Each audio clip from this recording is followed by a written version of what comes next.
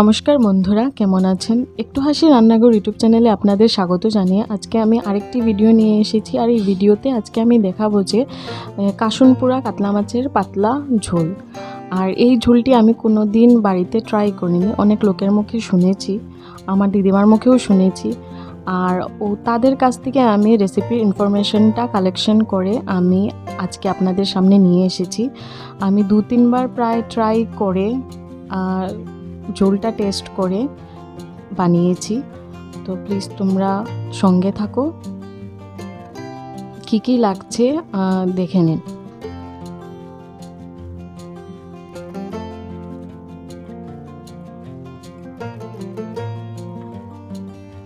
এখানে আমি কাতলা মাছ নিয়েছি 4 টুকরো, এরপর ধনে কুচি আর কাঁচা লঙ্কা হাফ করে কাটা। এখানে মশলা দেখে নিন, মাস্টার অয়েল, নুন, মেথি, কালো জিরে, কালো সর্ষ, হলুদ গুঁড়ো, মরিচ গুঁড়ো, ধনে গুঁড়ো আর মাস্টার অয়েল। আচ্ছা, এটা তো বলেছি। এখন এই মশলাটা বানানোর জন্য প্রথমে বসিয়ে দিলাম কড়াইটা হালকা গরম হয়ে গেলে এর মধ্যে দিয়ে দেব 2 চামচের মতো কালো সর্ষ, আর এর মধ্যে দিয়ে দেব অল্প পরিমাণ মেথি দানা দিলে কি হয়, অল্প রোস্টিংয়ের সময় একটা অ্যারোমা বের হয়ে আসে, আর এই অ্যারোমাটা ঝোলের মধ্যে অনেক ভালো সুন্দর সুগন্ধ বানায়। তো এইভাবে ট্যাপ ট্যাপ করে যখন বন্ধুরা ফুটে আসবে তখন নামিয়ে নিয়ে এটার একটা পাউডার বানিয়ে নেবে। আমি এখানে এখন চুলার আঁচটা কমিয়ে নিয়েছি আর একটু লাড়াচাড়া করে এখন নামিয়ে নেব।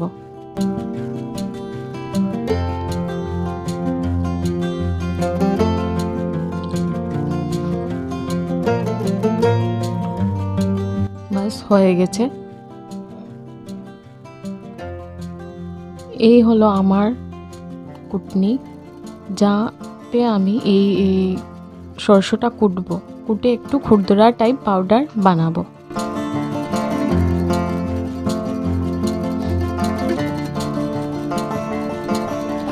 আর এই দিকে আমি মাছগুলোতে একটু মশলা দিয়ে মাখিয়ে নেব।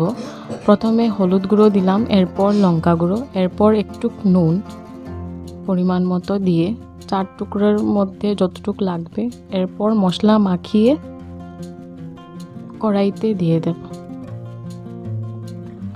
এখন কড়াইটা হালকা গরম হয়ে গেলে এর মধ্যে দিয়ে দিলাম মাস্টার অয়েল, এরপর মশলা মাখানো মাছগুলো এখানে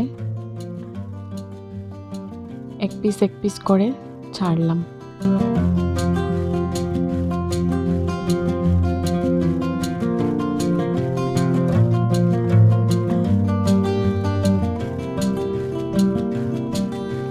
তো এখন এক টুকরো উল্টিয়ে দিয়ে দেব।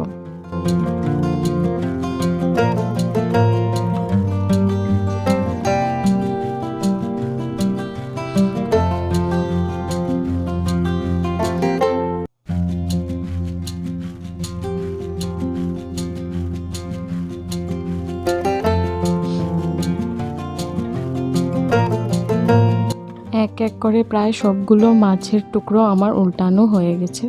তো এখন একটু ভাজা হওয়ার জন্য আমি রেখে দেব 5 মিনিটস বা 6 মিনিটসের মতো। তো এই দিকে বন্ধুরা আমি এই মশলাটা রেডি করে নিয়েছি, একটু খুরদুরা টাইপ হয়েছে। আর এর সাথে আমি নিয়েছি সাদা সর্ষ 1 চামচ, ছোট চামচে 1 চামচ, আর এখান থেকে আমি নিলাম এই পাউডারটা 1.5। এখন এই দুটো ভালো করে মিক্স করে নিয়ে রেখে দেব। এই মশলাটা আমি পরে ব্যবহার করব। তো আমার এখানে মাছ ভাজা অলরেডি কমপ্লিট হয়ে গেছে। তো এক করে আমি নামিয়ে নেব।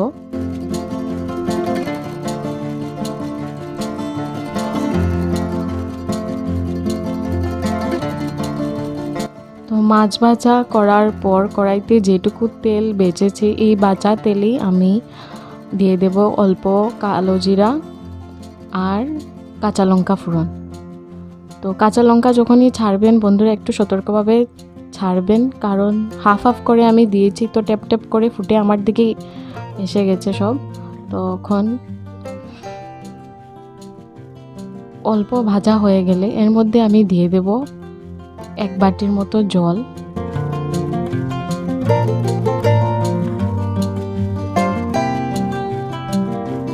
তারপর আরও 2 বাটির মতো জল দিয়ে দিলাম।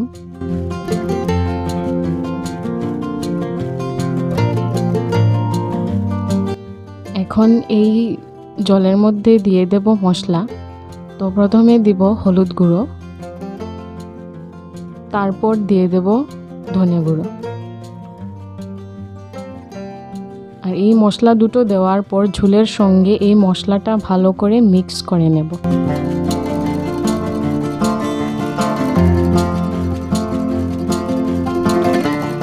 ভালো করে মিশানোর পর এর মধ্যে দিয়ে দেব মাছগুলো, ভেজে রাখা মাছগুলো। তো প্রথমে এখন বন্ধুরা আমি এখানে নুন দেব না, কারণ মাছ ভাজার সময় আমি প্রায় 4 টুকরোর পরিমাণ মতো আমি এখানে নুন দিয়েছি।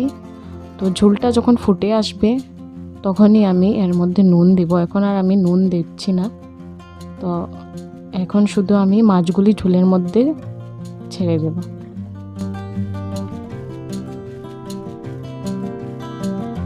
তো এক এক করে প্রায় আমার সবগুলো মাছ ঝুলে দেওয়া হয়ে গেছে।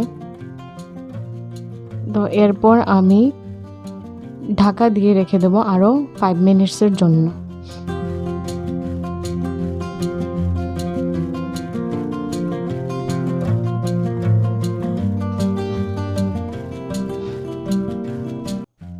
তো 5 মিনিটস এখানে হয়ে গেছে বন্ধুরা। তো আমার ঝোলটা খুব ভালো করে ফুটতে স্টার্ট করেছে। তো এই অবস্থায় এখন দিয়ে দেব নুন, স্বাদ মতো নুন 1 চামচের মতো দিলাম, আর অল্প দিলাম। এখন ঝোলের সঙ্গে নুনটা ভালো করে মিশাবো।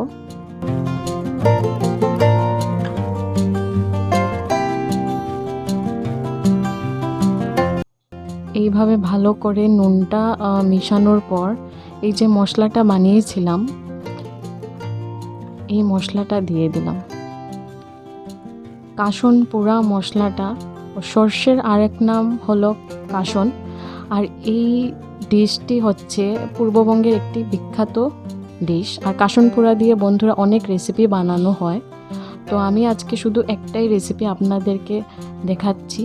তো এইদিকে 5 মিনিট ঢাকা দিয়ে রেখেছিলাম।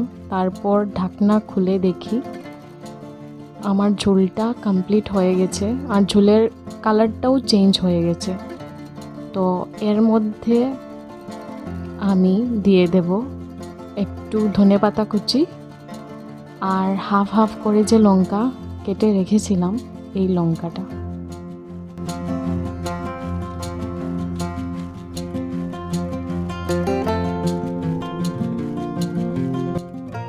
আর সব শেষে দিয়ে দেব মাস্টার অয়েল। এইটা বন্ধুরা নামানোর আগে আমি এখানে 3 চামচের মতো মাস্টার অয়েল দিয়েছি। আপনারা স্বাদ মতো দিতে পারেন যতটুকু আপনাদের চাই। তো এইগুলো এখন ভালো করে মিশিয়ে নিলাম। তো হয়ে গেছে আমার এই কাসন পোড়া ঝোলটি কমপ্লিট। তো বন্ধুরা কেমন লেগেছে আজকের আমার এই ভিডিওটি? প্লিজ লাইক করবেন, শেয়ার করবেন, সাবস্ক্রাইব করবেন। ভিডিওটি দেখার জন্য ধন্যবাদ। আর কমেন্ট করে অবশ্যই জানাবেন, পাশে থাকবেন।